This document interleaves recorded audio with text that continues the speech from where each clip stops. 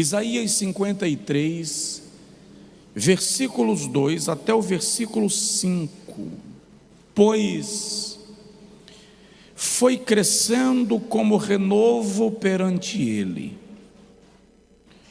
e como raiz que sai de uma terra seca, não tinha formosura nem beleza, e quando olhávamos para ele, nenhuma beleza víamos para que o desejássemos. Era desprezado e rejeitado dos homens, homem de dores e experimentado nos sofrimentos. E como um de quem os homens escondiam o rosto, era desprezado e não fizemos dele caso algum. Verdadeiramente ele tomou sobre si as nossas enfermidades e carregou com as nossas dores, e nós o reputávamos por aflito, ferido de Deus e oprimido. Mas ele foi ferido por causa das nossas transgressões e esmagado por causa das nossas iniquidades. O castigo que nos traz a paz estava sobre ele, e pelas suas pisaduras fomos sarados. Aleluia. Soberano Deus, esta é a tua palavra, e aqui está o teu povo. Fala conosco. Amém. Podem sentar, meus irmãos, em nome do Senhor Jesus. Hoje, aliás, essa madrugada, eu cheguei de viagem, porque ontem eu estive ministrando numa cruzada evangelística na cidade de Monte Santo, no sertão da Bahia. Sexta-feira eu estive numa escola de líderes em Brasília ministrando, e essa madrugada eu cheguei com um texto no meu coração para refletir com vocês esta noite. E eu gostaria de falar sobre as dores da crucificação. O sofrimento de Jesus na cruz é retratado com muita especificidade, com muito detalhismo, pelo profeta Isaías, que profetizou quase 700 anos antes de Jesus nascer. No texto que nós lemos, na verdade esse texto de Isaías, desde o capítulo 50, o profeta abre uma seção no seu livro para denotar o sofrimento do Messias, a vitória do Messias, o reino do Messias e a restauração de Judá e de Israel. Assim o livro de Isaías termina tendo o Messias e o seu reino como foco, como centro. E nesse capítulo especificamente, Isaías caracteriza o Messias como Cordeiro de Deus, e também descreve e distingue a sua missão. Ao longo desses 3 versículos que nós lemos, Isaías nos mostra 4 versículos, figuras de linguagem que descreve o Messias, o seu sofrimento e a sua missão, a missão que ele veio realizar. Note que ele começa falando do Messias como uma raiz de terra seca.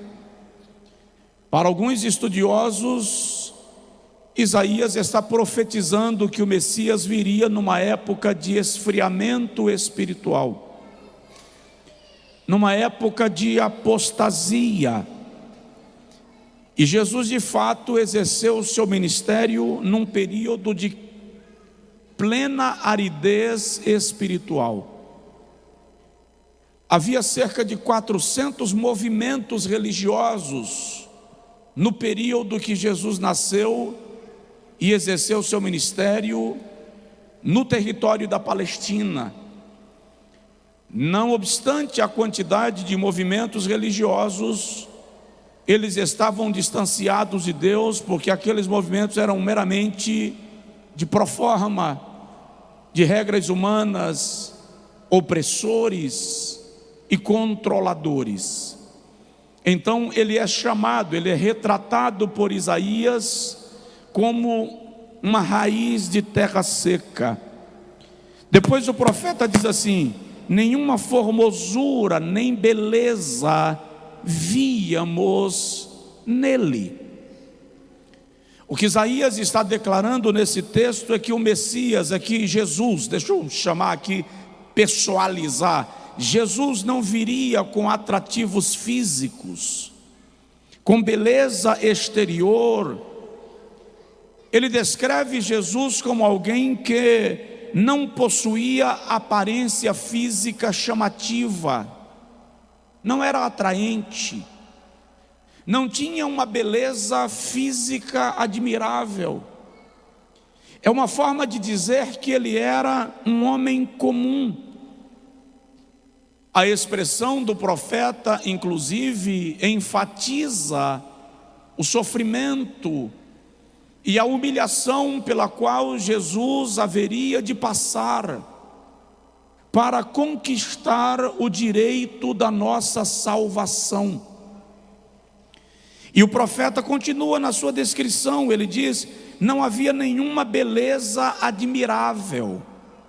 Analise que tanto para os gregos, principalmente para os gregos, quanto para os persas e algumas outras nações do mundo, e Roma nesse aspecto estava sob franca influência grega, os deuses ou semideuses eram destacados pela sua beleza.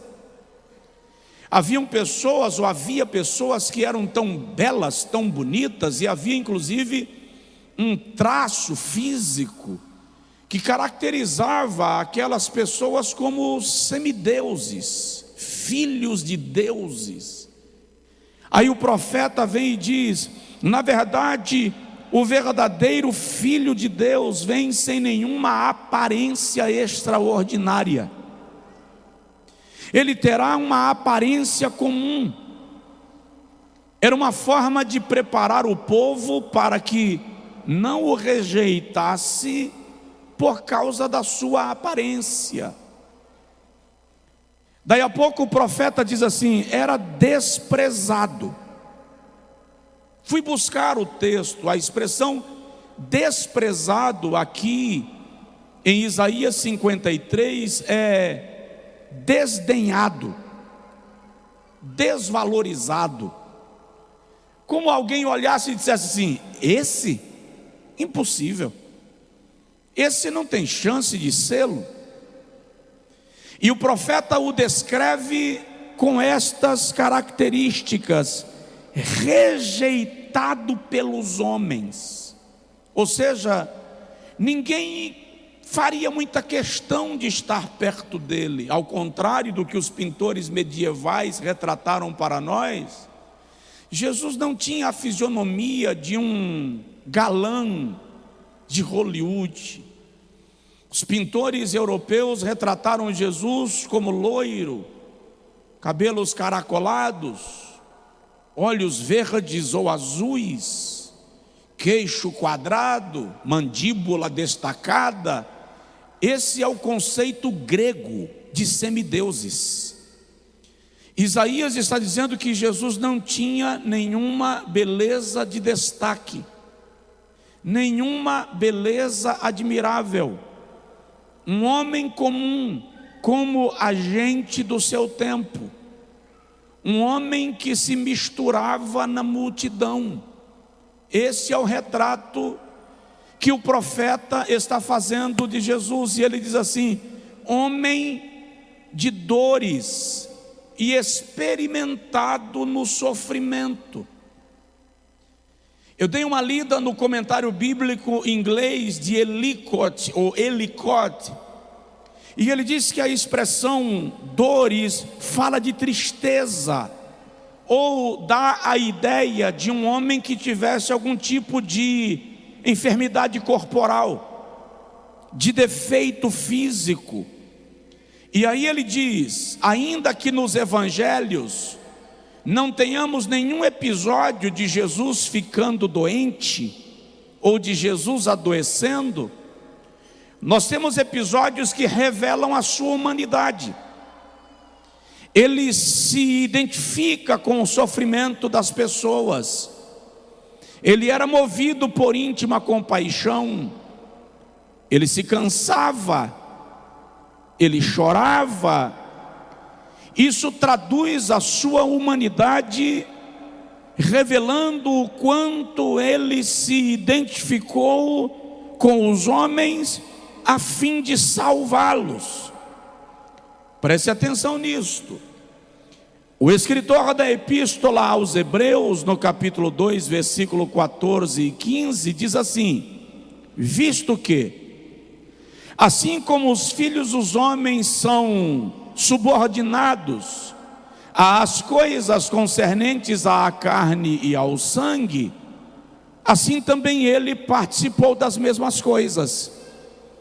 O que o escritor está dizendo é que, assim como os filhos dos homens estão sujeitos às fragilidades, às debilidades, às frugalidades da carne, do sangue, às limitações da vida humana, ele diz: Jesus se submeteu às mesmas coisas, para que por meio da morte derrotasse aquele que tinha o império da morte, isto é, o diabo, e por meio da sua morte libertasse aqueles que eram escravos por medo da morte. Ou seja, na sua humanidade, Jesus se identificou com os homens em todas as suas limitações. Sua missão envolveu dor, sofrimento, desgaste, padecimento, pesar, por causa da humanidade.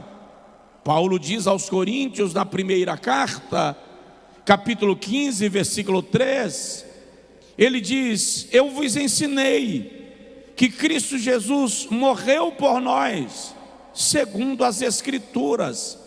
Ou seja, todo este padecimento ao qual ele aceitou submeter-se, foi por minha causa e por tua causa. Ele se tornou o homem de dores por nós. Agora observe, João no capítulo 1, versículo 11, diz que ele veio para o que era seu, mas os seus não o receberam. Deixa eu te situar. Quando Jesus nasceu, a Palestina estava sob domínio de Roma. Ainda era relativamente recente o trauma dos macabeus, que se levantaram contra o imperador Antíoco Epifânio e foram esmagados de maneira sangrenta e muito violenta. Aí aparece um Messias que não tem aparência, nem formosura, que é como a raiz de terra seca. Ele entra em Jerusalém montado em jumento. Em vez de falar de guerra para a libertação da Palestina, ele fala de um reino que não é físico, que não é político, um reino que é espiritual. Para te falar a verdade, Jesus foi uma frustração para aqueles que esperavam o Messias libertador. Ele chega a dizer: as raposas têm covis as aves têm ninho, o Filho do homem não tem sequer onde reclinar a sua cabeça. Como depositar a nossa confiança em um rei que não tem um cetro, que não tem um palácio? Mas o que o escritor está dizendo para nós, em seu cenário profético, é que ele veio para sofrer pela humanidade. Ele não veio apenas para resgatar o reino de Israel. Ele veio para restaurar a imagem de Deus que havia sido perdida quando o homem pecou. O que eu quero observar com os irmãos nesta noite são as dores às quais ele aceitou submeter-se. O texto diz que ele era homem de dores. Talvez nós estejamos cometendo o equívoco de servir o Jesus semideus. Nós estejamos cometendo o equívoco de servir o Cristo, que é uma divindade grega, bonito, elegante, robusto, de presença física gritante. Mas o profeta está dizendo, ele era desprezado, e o mais rejeitado ali é aquilo a quem você não consegue atribuir valor. A sua aparência não era o que a maioria de nós às vezes imagina de Jesus, porque a questão não estava na sua aparência física, mas na obra que ele realizou na cruz do Calvário para nos libertar. A primeira dor que Jesus aceitou padecer por mim e por você é o que eu vou chamar de dor social. Olha o que o texto diz no versículo 2: foi crescendo como renovo perante ele, e como raiz que sai de uma terra seca, não tinha formosura nem beleza, e quando olhávamos para ele, nenhuma beleza víamos para que o desejássemos. Era desprezado e rejeitado pelos homens. A Bíblia de Cambridge, em seu comentário, usa a expressão era abandonado. Ou seja, quando chegava no ambiente, ninguém queria se aproximar dele. Jesus não era o tipo que chegava e as pessoas queriam ficar perto para fazer sala. Não, ele não era um influencer. Ele era um homem a quem os homens não davam ou não deram valor. Ele não tinha o perfil que faria dele um convidado para as festas dos nossos dias. A expressão diz desprezado e abandonado pelos homens. A mesma Bíblia que eu acabei de mencionar, em sua nota de rodapé, diz que o Messias não só falhou em atrair os seus contemporâneos pela beleza, mas que havia nele algo que causava aversão às pessoas que o contemplavam. Ele aceitou ser desprezado, aceitou não ser ninguém. Na verdade, a sua humanidade veio para revelar toda a fragilidade da nossa humanidade.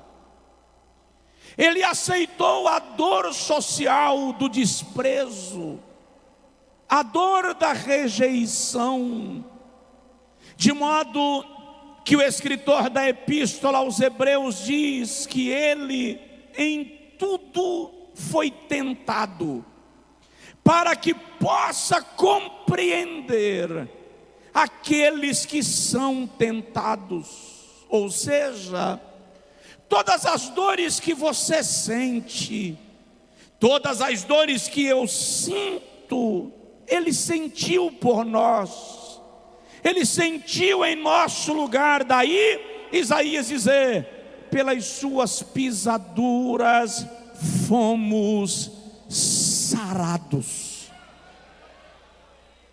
A segunda dor que Cristo aceitou padecer por nós foi a dor da traição. Considere que Ele foi traído não pelos romanos, que eram seus inimigos políticos. Jesus não foi traído pelos gregos, que eram seus inimigos ideológicos. Jesus não foi traído pelos samaritanos, que eram seus inimigos religiosos. Jesus foi traído pelo seu próprio povo. Veio para o que era seu, mas os seus não o receberam. Para piorar, Jesus é traído por alguém do grupo apostólico. Judas Iscariotes era aquilo que nós chamamos no ambiente corporativo de núcleo duro. Ele fazia parte da liderança estrutural do ministério de Jesus. João 12 diz que Judas era responsável pela gestão financeira do ministério do Mestre.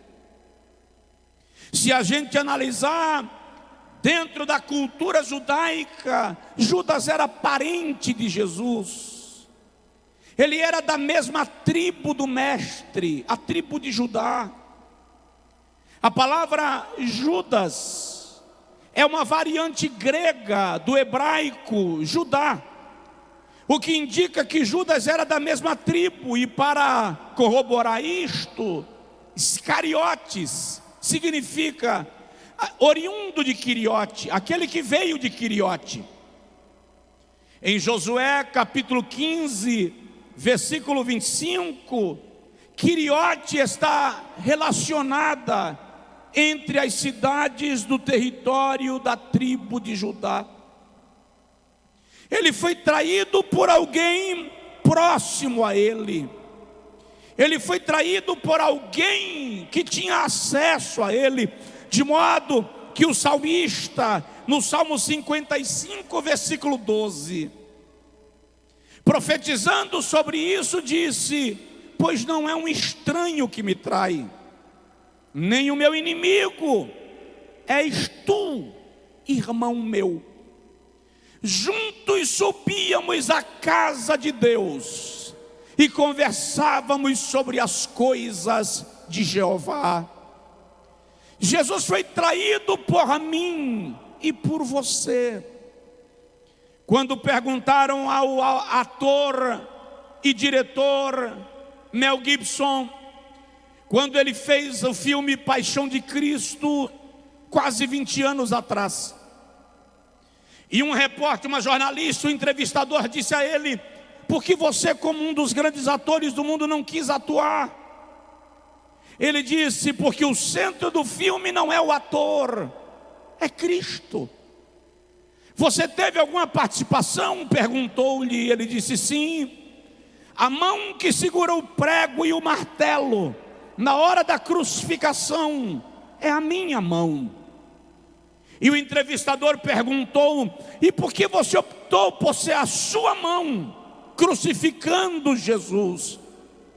Ele disse: para que fique claro que quem matou Jesus não foram os romanos nem os judeus, foram os nossos pecados, o pecado de cada um de nós.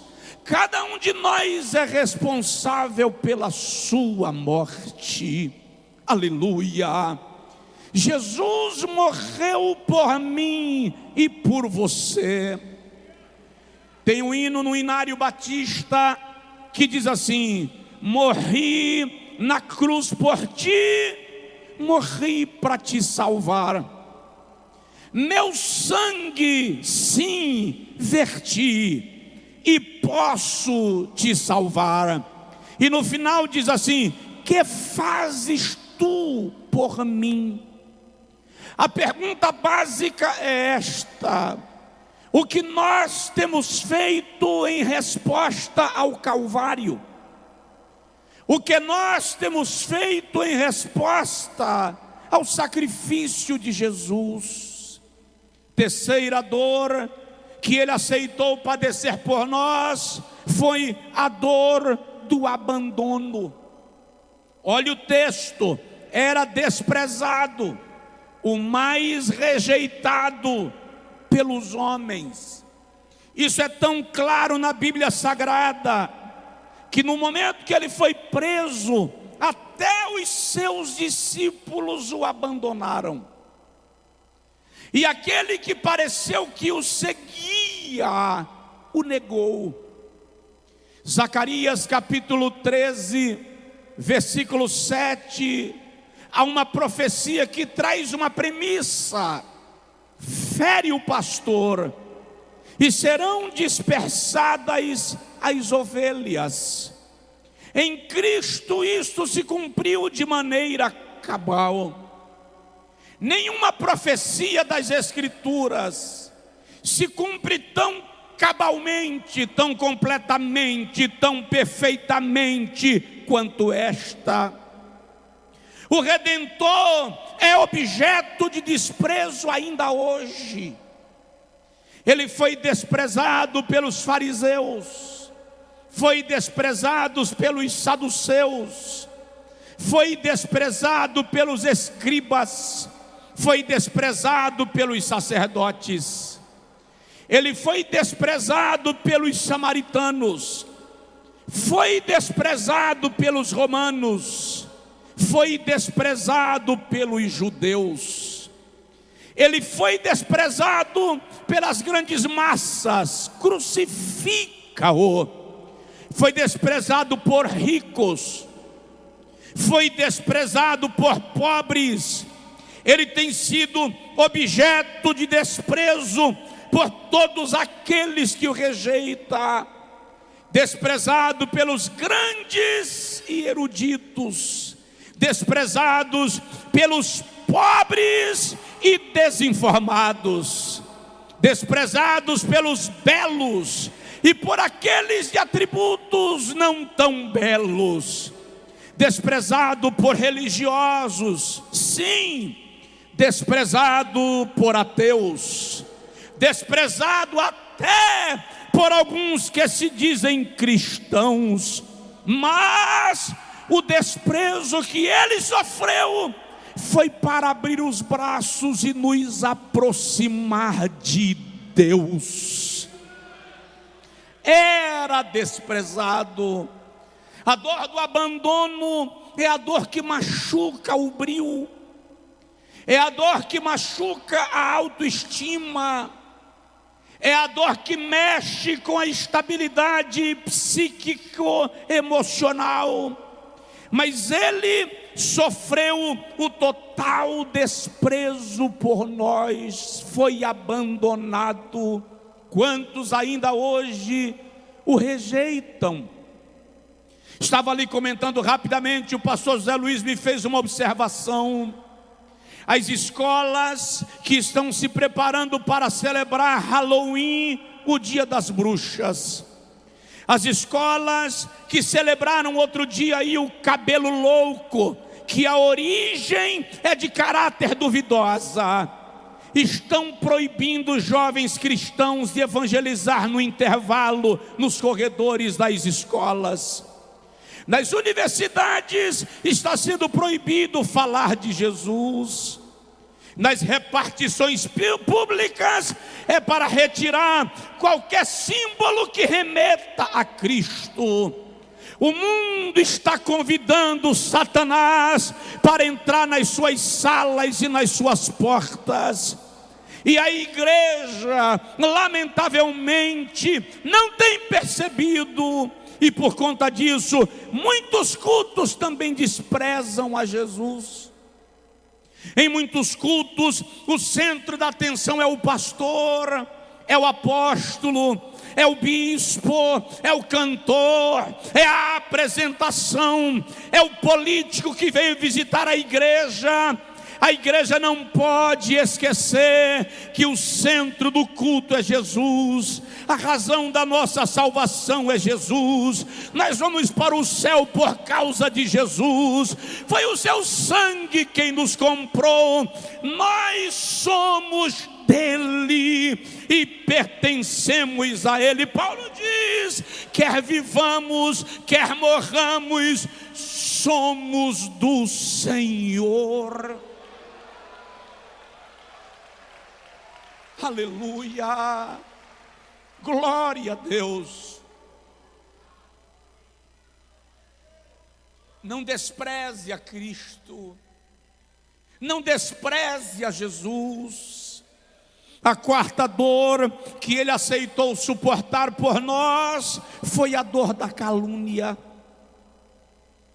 Salmo 35, versículo 11. O salmista já profetiza dizendo: levantaram falsas testemunhas contra mim. Isso se cumpre no Evangelho segundo Mateus, capítulo de número 26, versículos 60 e 61, quando a Bíblia diz: te vi llegar con sal en la piel y el mundo se partió cuando dijiste ven. Tu risa pegó como un golpe al mar, me cambió la manera de mirar atrás. Y ahora siento que no puedo parar, si te acercas todo vuelve a girar. Dime si, dime dónde vas, que conmigo la noche sabe más. Bajo el sol, tú me prendes el motor. Bajo el sol, se me escapa el corazón. Quédate aquí, que sin ti me falta aire. Bajo el sol. I almost said it on the way back home, but the words got stuck in my throat. You looked at me like nothing was wrong, so I let it go. We laughed about some random thing, like we were slowly fading out. Funny how we both can feel it, but never talk it out. It's always easier pretending than watching something end. We keep the peace in silence, like it's a better friend. I almost said it, but I didn't. Now it's hanging in the air. We act like nothing's different, but it's everywhere. I almost said it.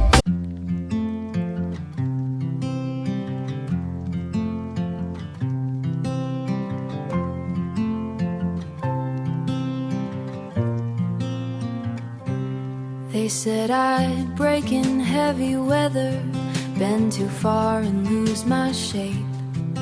Carried storms I couldn't measure, wore the damage on my face. Tried to hide the cracks and fractures, like they made me less than whole.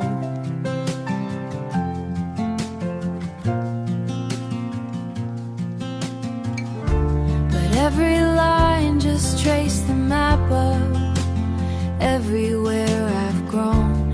I was waiting for a rest.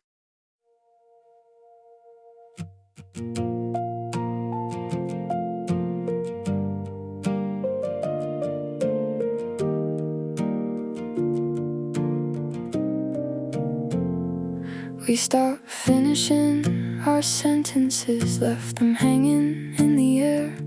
Used to talk till morning came, now there's nothing there. We kept trying out a habit, not because it felt the same. Two good hearts just slowly walking out of place. No explosions, no blame to assign, just a quiet change over time.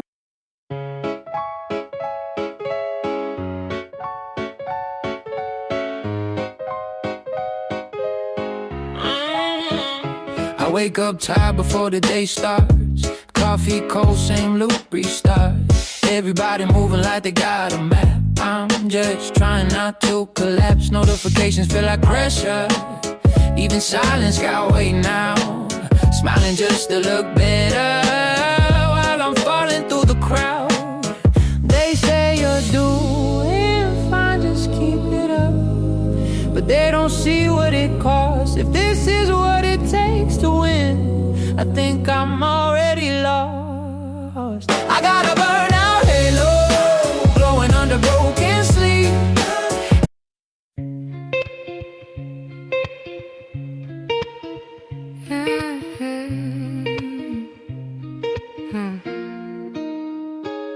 I walk these streets like they remember me. Neon signs blinking out my history. Same old cafe, same empty seat. But nothing here feels like it knows me. Phone in my hand but I don't call back. Voices fade and the train track crack. Everybody's moving too fast. I'm stuck in a place I can't outlast it. Every corner feels like deja vu. Like I've been lost here way too long. Even the silence hums your tune, but I can't tell what went wrong.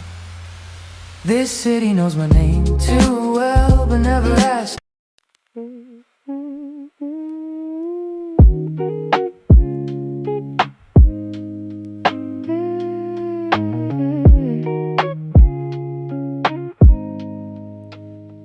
I was broke with a dream in the ballroom. Now I'm paid, but I barely got space to move. Numbers climbing like they got a life of their own.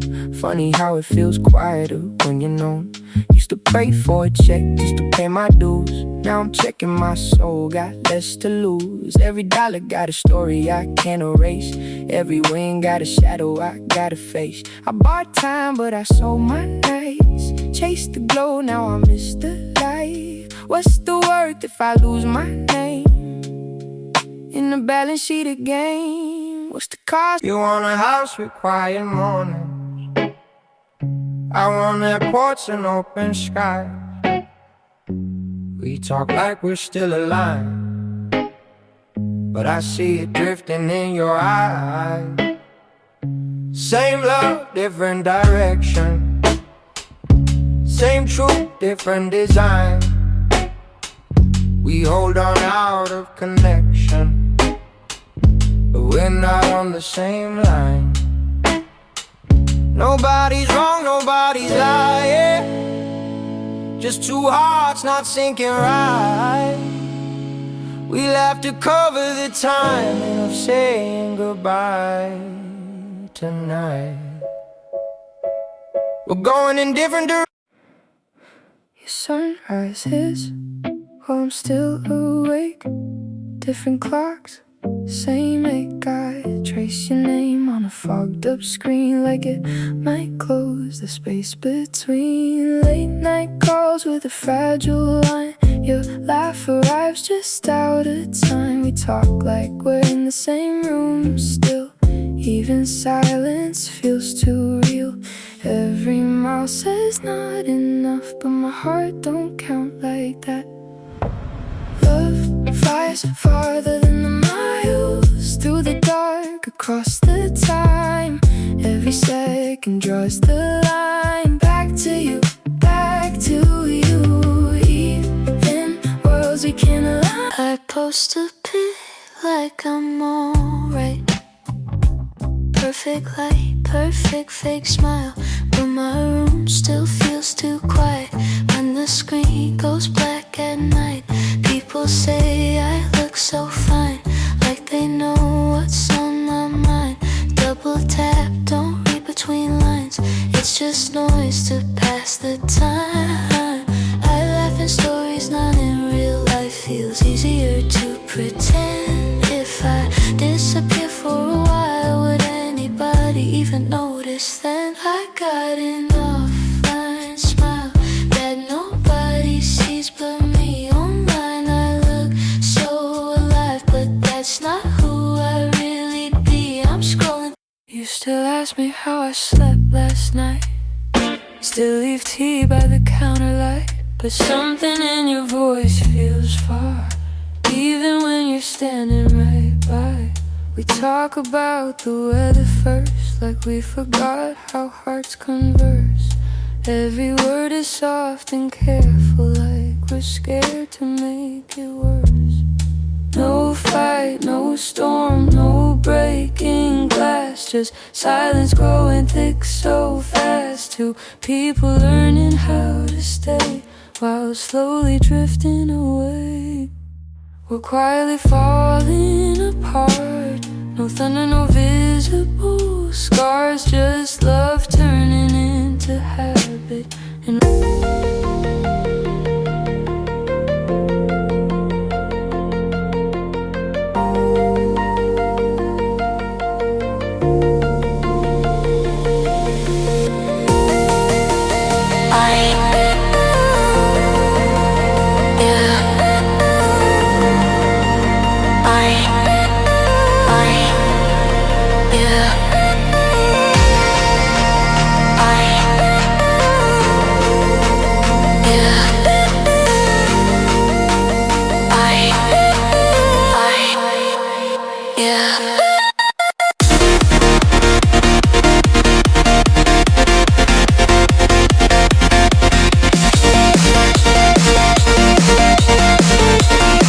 diz que trouxeram várias testemunhas para testemunhas falsas para testemunharem contra ele.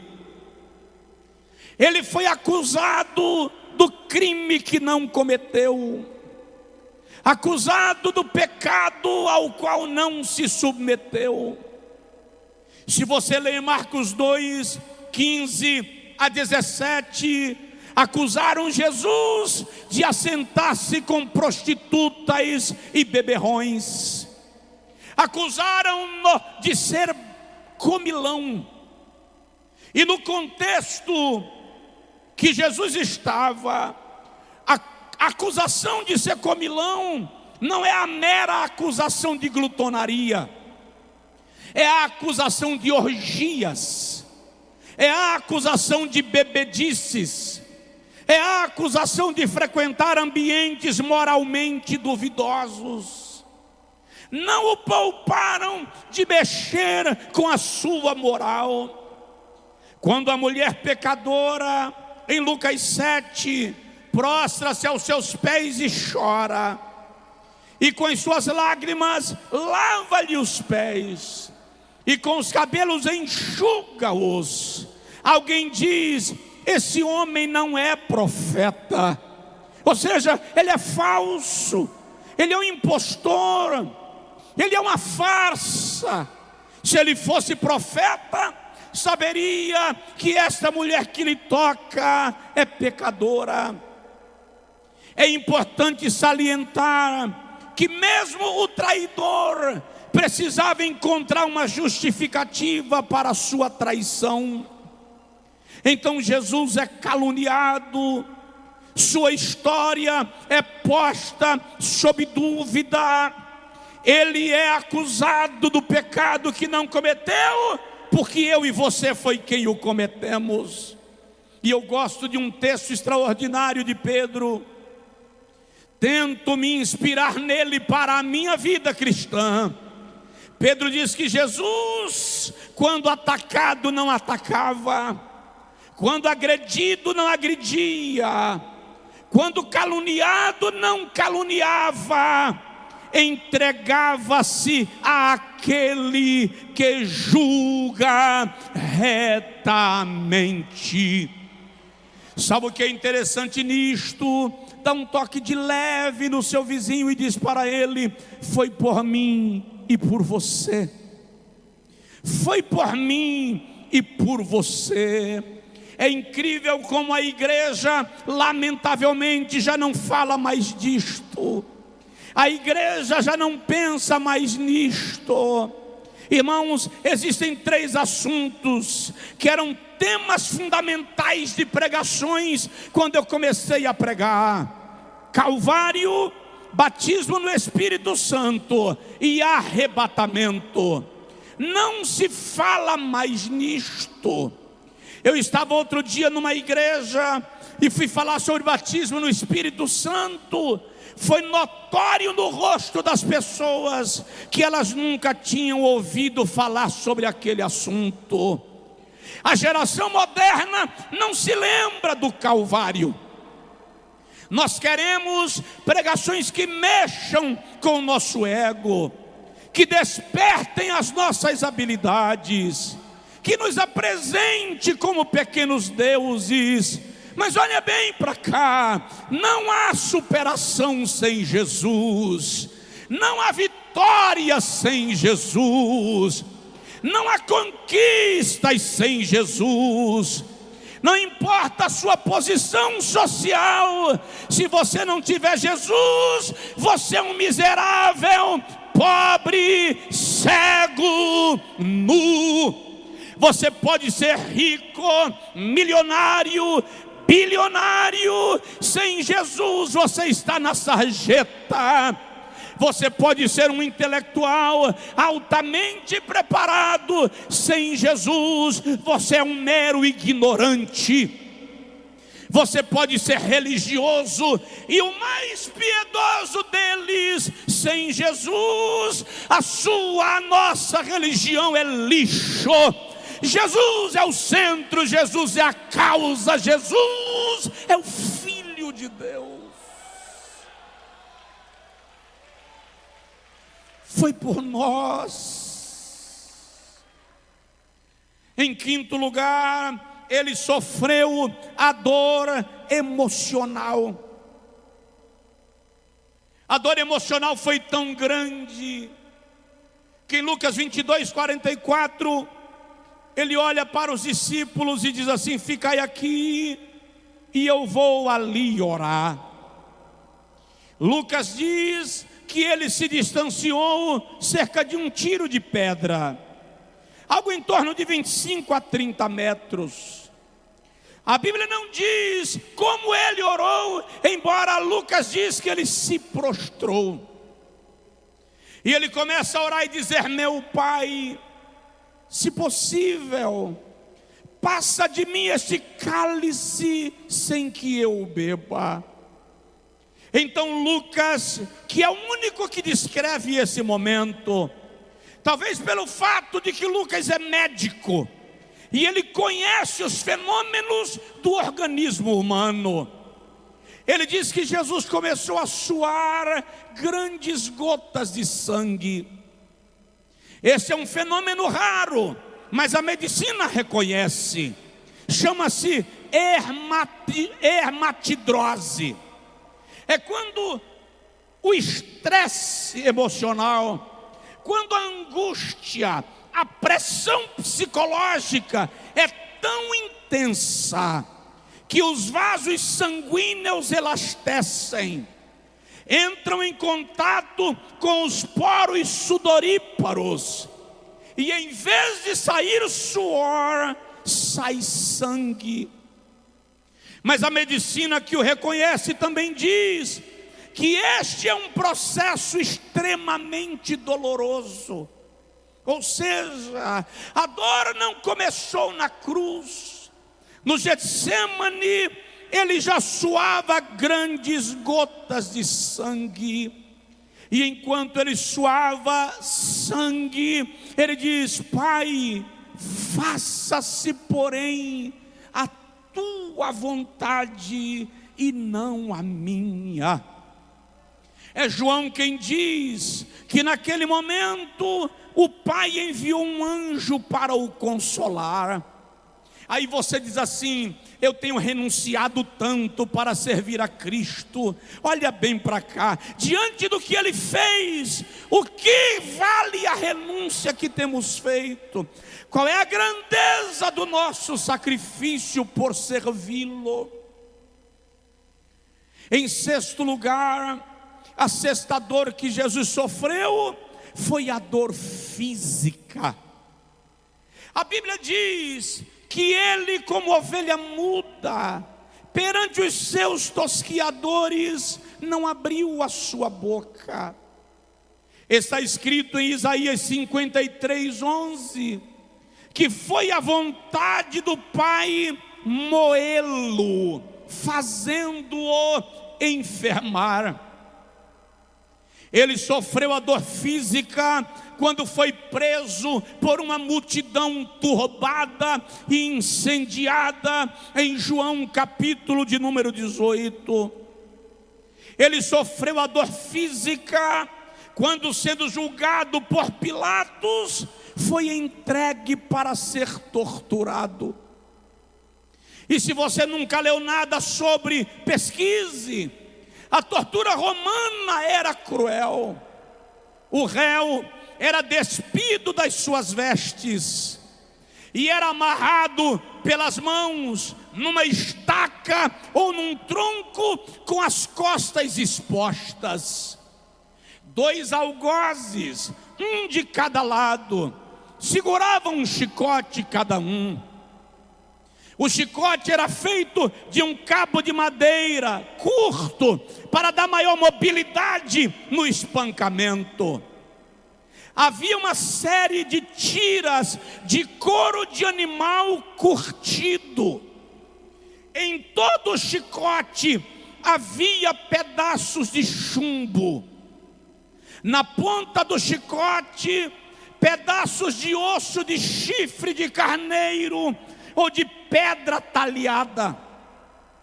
Quando o chicote tocava as costas do réu, diz o historiador, a pele era rasgada, a carne era dilacerada, até os músculos eram talhados. A tortura era tão cruel que, diz a história, muitos réus morriam no próprio açoitamento. E aí a história nos ensina e nos revela, eram 40 chicoteadas segundo a lei, Deuteronômio 25, 2 e 3. Não eram 2 chicoteadas, eram 40 alternadas por cada algoz que lhe espancava. E ele, como ovelha muda, não abriu a sua boca. Talvez isso te sirva para te lembrar do valor da tua salvação. Talvez você nem sinta motivação para glorificar, para pular, mas isso te lembra que eu e você não estamos aqui de graça. É pela graça, mas não foi de graça. Alguém pagou o preço por nós. Aí você, alguns que estão em casa, pararam de congregar porque se chateou com o irmão que disse uma coisa que lhe ofendeu. Você desistiu da fé porque alguém te magoou, porque alguém te disse que você cantou feio, porque alguém te disse que você não pregou nada naquela noite. Que é a nossa dor perto daquilo que Ele padeceu por nós. Entendendo isto, nós percebemos que não dá para brincar de ser crente. Depois das 40 chicoteadas, trouxeram-lhe uma coroa de espinho, cravaram-lhe a coroa na fronte. Me lembro-me que em 1992, alguns aqui nem eram nascidos ainda, na sala de aula, no curso teológico que fiz, na minha primeira experiência de curso teológico, um professor nosso chegou na sala com um espinho que ele disse que trouxera, salvo engano, da Alemanha, alguma coisa assim. Ele disse: esse espinho é da mesma árvore que usaram para tecer a coroa de espinhos de Jesus. E o espinho passou de mão em mão, não era um espinho pequeno, talvez 2 ou 3 centímetros aquele. E eu decidi furar o meu dedo para ter uma noção. A dor foi tão intensa que a junta paralisou. Eu fiquei com o dedo sem conseguir mexer. Imagina que lhe cravaram uma coroa de espinho na fronte e pegaram uma cana, um pedaço de pau e bateram para cravejar. E ele não abriu a sua boca. Foi por você. Foi por você. Vou desviar. Foi por você. Estou chateado com a igreja. Foi por você. Eu não vou com a cara daquele irmão. Foi por você. Jesus morreu por nós. A dor que ele sofreu foi por nós. A dor física continua quando ele sai nas ruas de Jerusalém arrastando a cruz. Imagine aí que as suas costas estavam rasgadas pelo chicote.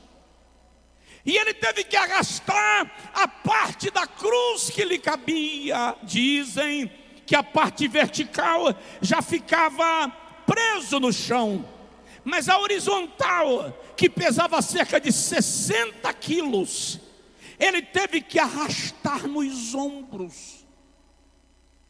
Foi por nós. E quando chega no Calvário, e ele é posto sobre o madeiro, e os cravos lhe traspassam, não a palma das mãos como pintaram, a região dos pulsos. Seus pés foram crucificados nesta posição, dobrados, para que ele não conseguisse estabelecer o peso do corpo sobre as pernas para aliviar a dor. A tensão muscular, segundo a medicina moderna, certamente lhe gerou cãibras, dores insuportáveis. Só para você entender, a dor foi tão intensa que ele não morreu por causa do tempo que estava na cruz. Na verdade, o miocárdio, o coração, não resistiu à intensidade da dor e explodiu. O coração rompeu, o miocárdio partiu. Tamanha intensidade de dor para a nossa salvação. E hoje você quer desanimar da fé. Hoje você está deixando Satanás te vencer. Recebe essa palavra: Jesus venceu por nós. Jesus morreu por nós. Só quem recebe e crê dá um brado de glória e aleluia ao nome de Jesus.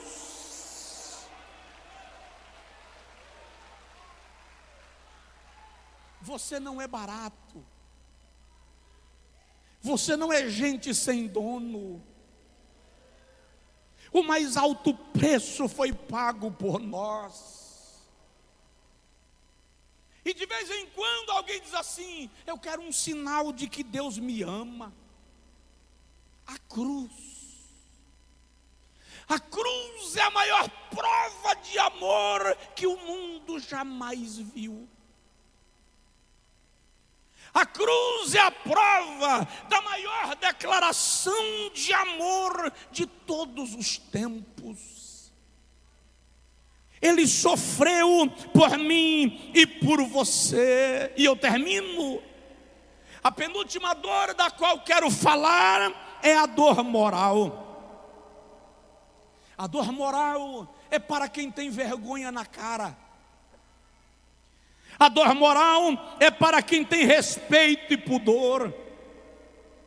A dor moral é para quem tem honra. Qual foi a dor moral, pastor? A sua pregação foi acusada de falsa doutrina. Ele foi acusado de sacrilégio e de profanar o templo. Ele foi acusado de assentar-se com meretrizes e comilões. Ele arrastou a cruz, presta atenção. A cruz era a pena de morte reservada para os piores. A cruz era a pena de morte reservada para os marginais mais rejeitados da sociedade. Ele foi crucificado entre dois malfeitores. Aquilo era uma carta dizendo que ele era igual. Lhe compararam com os malfeitores que estavam do seu lado. no momento do julgamento, olha para mim, ele foi trocado por Barrabás.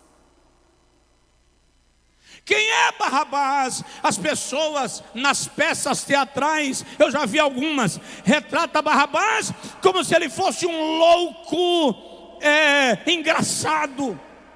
Marcos 15, versículo 7 diz que Barrabás estava preso por assassinato e formação de quadrilha.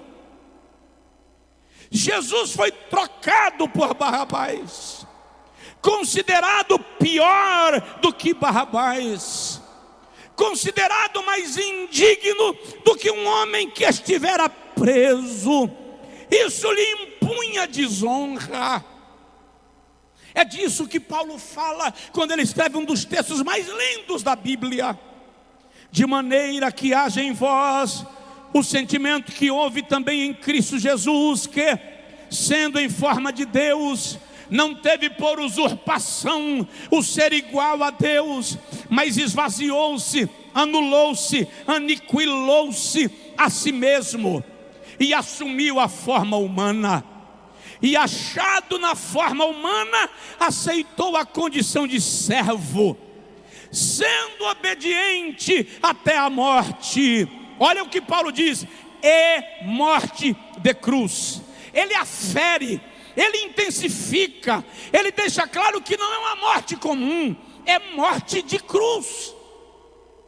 Aí Paulo diz: pelo que também Deus o exaltou soberanamente, acima de todos, acima de tudo, e lhe deu o nome que está acima de todo nome, para que ao nome de Jesus se dobre todo o joelho dos que estão nos céus e na terra e debaixo da terra, e toda língua confesse que Jesus Cristo é o Senhor, para a glória de Deus Pai.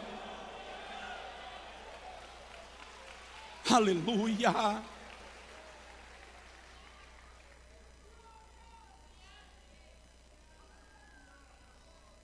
Ele sofreu por nós. Não dá para levar a vida cristã na brincadeira.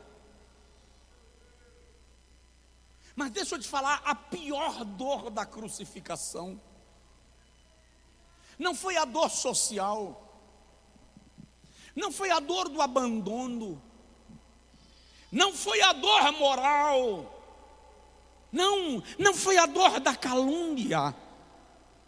A pior dor da crucificação não foram aquelas causadas pelos chicotes.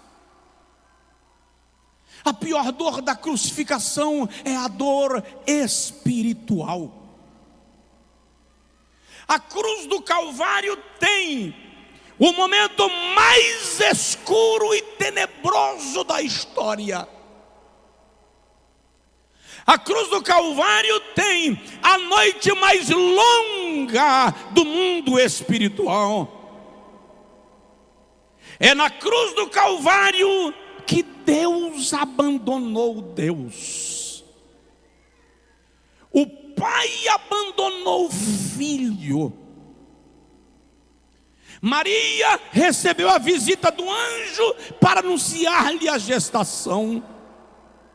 No dia do nascimento, anjos vieram cantando e anunciando a sua chegada. No deserto, anjos vieram e o serviram. Até no Getsêmani, o anjo veio lhe consolar. Mas na cruz, os céus cerraram. Não havia anjo próximo à cruz. Você consegue imaginar a pressão do inferno sobre ele naquele momento?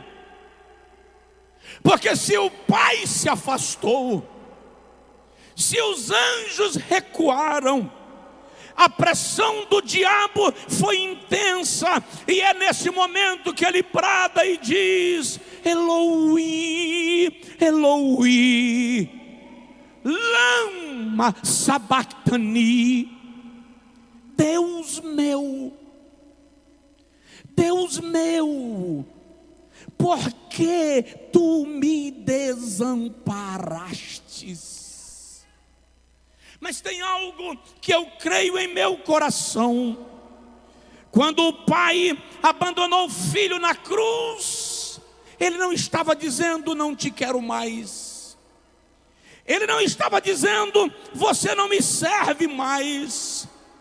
Quando o pai abandonou o filho na cruz, ele estava dizendo: você salva o homem dos seus pecados, sem precisar de terceiros, nem Pedro, nem Tiago, nem João, nem anjo, nem arcanjo, nem serafim, nem papa, nem bispo, nem pastor. Ninguém pode viabilizar a nossa salvação. Só Jesus de Nazaré.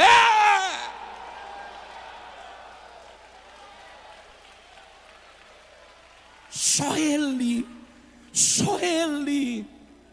Paulo diz que Deus o fez pecado por nós, segundo aos Coríntios capítulo 5, versículo de número 21. E é no momento que os céus cerram, que ele dá a frase mais poderosa da história. Guarda essa frase: se toda a Bíblia se perdesse e só salvasse João 19:30, se não encontrássemos nada das Sagradas Escrituras e encontrássemos uma plaquinha escrita Tetelestai, está consumado. Quando Jesus diz está consumado, Ele não está dizendo cansei, Ele não está dizendo eu me rendo, Ele não está dizendo está doendo. Não.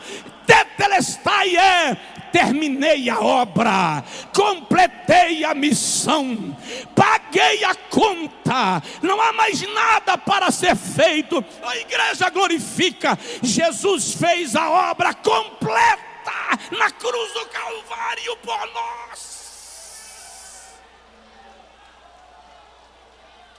Só quem entendeu glorifique, só quem entendeu aplaude, só quem entendeu dá glória, louvor e honra. Em tuas mãos entrego o meu espírito.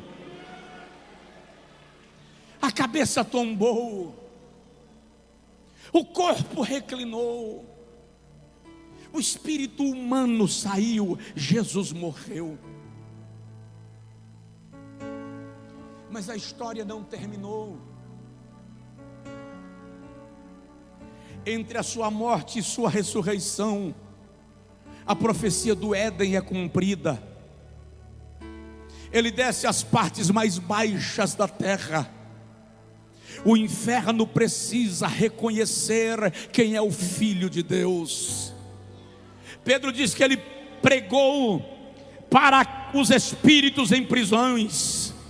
Pregar ali não é para a salvação, é Jesus desfilando nas galerias do inferno e dizendo a Satanás, a seus demônios, às potestades, aos principados e aos dominadores: eu sou a semente da mulher, eu sou o Messias que haveria de vir, a conta está paga, a obra da redenção está terminada, aleluia. Por isso a Bíblia diz que o inferno será esmagado debaixo dos pés da igreja.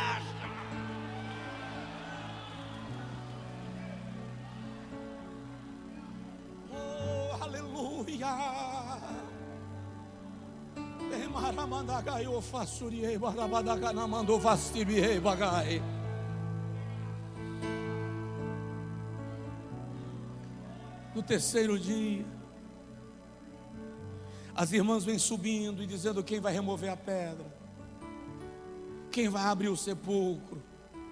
Quando elas chegam lá, alguém já tinha empurrado a pedra. E a Bíblia diz, João 20, que o anjo que empurrou a pedra estava em cima dela. E o anjo pergunta para elas: vocês vieram aqui buscar a quem? Aquele que já ressuscitou. Ele já vive dentre os mortos. Ele não está aqui. No mundo espiritual há um movimento extraordinário. Por quê? Porque a sua voz está ecoando. Esta é a frase que o inferno ouve até hoje. Esta é a frase que Satanás ouve até hoje. Moody dizia que Satanás não aguenta olhar para a cruz de Cristo, porque vê nela a sua própria vergonha. Qual é a frase, pastor Josué? É-me dado todo o poder nos céus e na terra. Eu sou aquele que fui morto, mas vivo pelos séculos os séculos, e tenho nas mãos as chaves da morte e do inferno. Deixa eu te falar, Satanás não faz o que quer, ele não pode fazer o que quer. Se ele pudesse, já teria incendiado a terra, mas Jesus vive. Satanás não pode fazer o que deseja, porque Jesus vive. E a igreja foi comprada pelo seu sangue.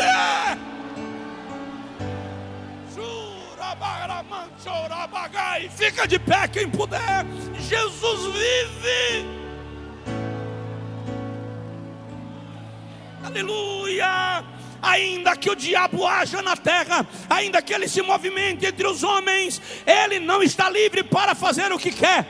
Vou dar uma notícia: enquanto a igreja estiver na terra, Satanás não fará tudo o que ele planeja. Por quê? Porque há um que segura, há um que detém. Breve a trombeta vai tocar, e a igreja será chamada ao encontro de Jesus.